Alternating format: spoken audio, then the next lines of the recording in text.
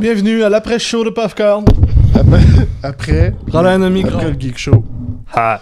C'est ça l'après-show. Ha. C'est après le Geek Show. L'après-show, c'est le show après. Oui. Parce que le show avant, c'est le Geek Show. Oui. Mais l'avant-show, ça arrêtait poche. L'avant-show? Ouais. C'est nous autres, genre. Ouais, c'est ça. C'est nous autres, toutes dégueulasses. L'avant-show, c'est nous autres qui arrivent dans le studio. Ouais. Il n'y a rien, on arrive.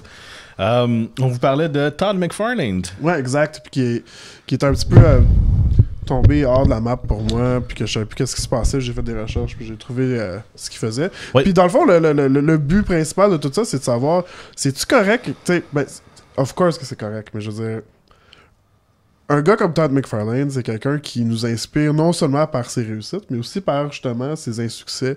Puis moi, ça m'inspire, ça. J'aime ça, connaître quelqu'un, puis que mon héros de jeunesse, il y a des up and down. Moi, je trouve ça correct parce que je vois quelqu'un échouer. Puis ça me rend heureux. Parce que j'échoue souvent dans ma vie. Tout le monde échoue souvent. Vous avez tout, en ce moment, vous regardez une vidéo, vous échouez. vous regardez... Si vous êtes sur Popcorn, vous échouez. Ouais, vous êtes misérable. Non. Ce que je veux dire par là, c'est tout le monde a vécu l'échec. Puis on voit quelqu'un qui a eu beaucoup de succès, qui a eu beaucoup d'échecs aussi. Mais c'est correct. Puis le point que je voulais dire dans le Geek Show, puis je pense que Vincent m'a arrêté parce que moi je continuais sur une cheer, c'est que c'est un gars qui a créé de grandes choses puis qui est impliqué énormément dans un processus créatif. Puis tu peux pas toujours avoir raison. Puis il y a quelque chose que je donne à Guillaume Lepage parce que moi j'apprends beaucoup des... Tu sais, je regarde beaucoup, tu sais, ceux qui ont du succès aller. Puis Guillaume Lepage dit toujours, tu peux pas te planter. Faut que tu te plantes. Ouais. Si tu te plantes pas, tu vas jamais rien faire de bon. Parce que si tu vas si tu te plantes, tu sais exactement ce qui n'a pas marché. Fait que tu es capable de faire un produit. Puis maintenant, tu sais exactement ce qui va fonctionner. Parce que ça n'a pas marché. Fait que là, faut que tu fasses quelque chose qui fonctionne. Fait qu'il faut que tu te plantes. Nous autres, on s'est planté souvent dans notre vie. Mm-hmm. C'est ça, tu sais, il nous a inspiré jeune parce que c'est un créatif. Puis c'est quelqu'un aussi un rebelle qui a décidé de faire. Tu sais. J'essaie de pas dire fuck you, mais je vais dire fuck you, Marvel. Puis je vais partir mon propre affaire, puis je vais être capable de vivre de ça. Puis ça nous a vraiment beaucoup inspiré. Puis aussi, dans le fond, c'est autant inspirant qu'il ait fait ça. Parce qu'il a été un peu cassé par le monde commercial quand tu y penses. Là. Sa compagnie, Todd McFarlane Toys, ils ont tellement été dans la surproduction que ça a dû à un moment donné devenir un genre de job... Lourd, très lourd. Écoutez... job de marchandise, là, dans le fond. Là, un job de... Dites-vous ça, là. Mettons qu'il y a une chose que vous aimez dans votre job, OK? Moi, je suis designer graphique. Vincent est photographe puis designer graphique aussi. On sait que pour 90% de contrats poche, on a 10% de contrats correct, puis non, 9% de contrat correct, puis 1% de contrat cool. Si on aurait engagé pour un contrat cool. Ouais, c'est un peu monté à 2%. Mais ce que je veux dire par là, c'est que si on aurait 99% de contrat cool, puis 1% de contrat poche, mais ça deviendrait l'inverse. Là. Il y aurait, tu sais... Ben, la balance ça vient avec la masse. Ouais, c'est ça. Les contrats cool, ça deviendrait plus cool parce que ça deviendrait monotone, quelque chose qu'on fait toujours. Todd McFarlane, c'est un gars qui est créatif. Il a créé Spawn, il a vargé, il en a fait plein. Après ça, c'était trop pour lui, c'était un gros poids, il a fallu qu'il donne ça à d'autres personnes, fait qu'il n'y avait plus d'intérêt créatif là. La même affaire que McFarlane Toys, il en a fait plein, il en avait un surplein, mais là, il était tanné de faire ça. Il en avait trop partout, puis tout le monde le sollicitait pour en faire. NHL, c'est ça que je voulais dire, il a fait 10 séries d'NHL. Il voulait en faire 4 au début, puis c'est NHL qui l'a sollicité pour faire les autres.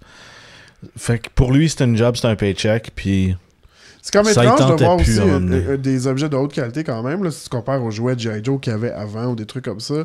Ça n'a rien à voir. C'est des objets de collection. Probablement le même prix. Il y en a fait tellement là, que pour 15$. Selon moi, McFarlane Toys a la meilleure qualité-prix dans les figurines. Ouais. Vraiment, là, c'est des figurines qui coûtent pas trop cher. Puis c'est des figurines qui sont d'une qualité là, exceptionnelle. Là. Moi, je suis un peu tanné de les voir parce que justement, ça fait tellement longtemps que je le suis Ben, il y a eu un changement aussi dans l'industrie de la figurine avec les Vinyl Toys. Ouais, les jouets en vinyle, là, ça a vraiment changé là, de ce côté-là. Le fandom, les Pop Toys, là, vous voyez ça partout à Star. Ah, Vidéotron, HMV, les Pop Toys, les Pop Bubblehead. C'est un autre failing à Todd parce que il a parti sa compagnie de jouets, puis tout le monde capotait quand c'est sorti. Mais tout de suite, le Hard Toy est sorti, puis ça l'a comme grugé tellement dans son propre... dans sa cour arrière qu'il a pas pu maximiser ses profits, d'après moi. T'sais. Non. Mais il y a quand même eu énormément de succès là-dessus. On dit pas que là où il a échoué, c'est qu'il y a peut-être...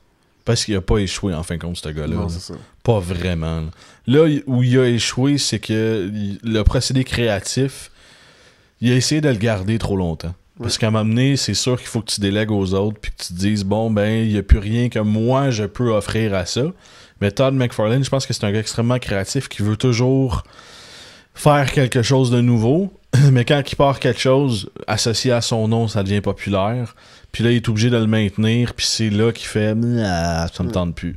Puis qu'il fait d'autres choses. Puis, tu sais, dans le fond, tout ça fait que, en faisant la recherche même, je me remets moi en question sur c'est quoi le succès vraiment, tu sais. Est-ce que t'es obligé de partir sur un bon pied, puis est-ce qu'on s'en fout dans le fond, puis justement en le lisant sur Facebook, puis en le voyant qui est comme vraiment plus humain que la plupart, puis qui est super ouvert, puis il dit à hey Hollywood, faites donc un film avec mon personnage Cyborg là, parce que il serait temps que vous faites de quoi, tu vois qu'il est comme un peu ce gars-là il cherche toujours. Ouais.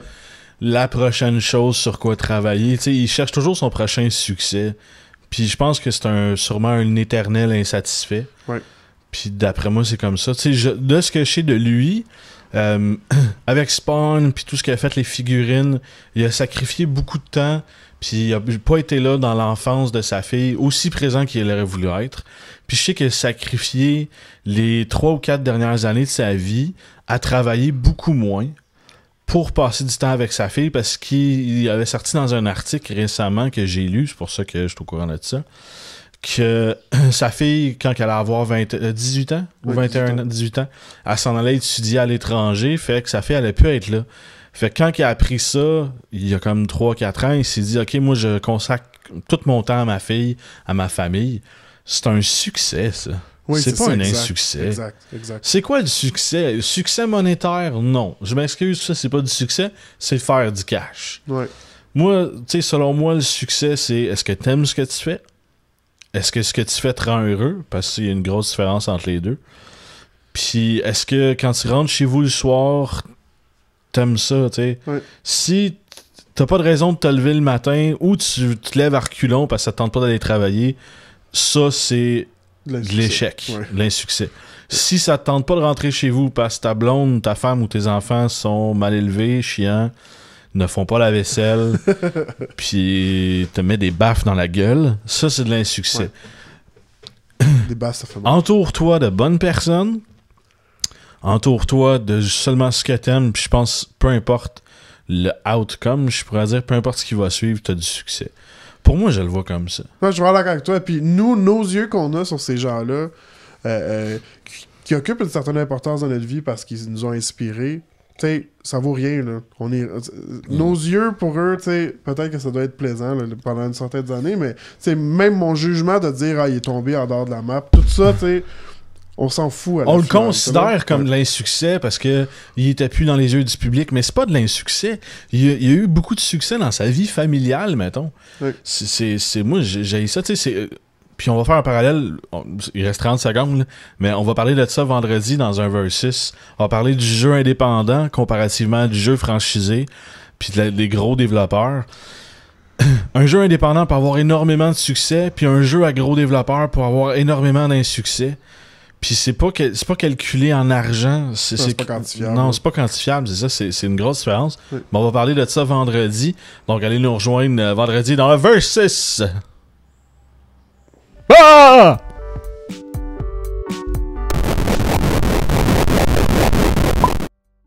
Parce qu'aujourd'hui, j'aimerais ça te parler d'un BDiste que ça fait longtemps que je suis, qui m'a vraiment beaucoup influencé.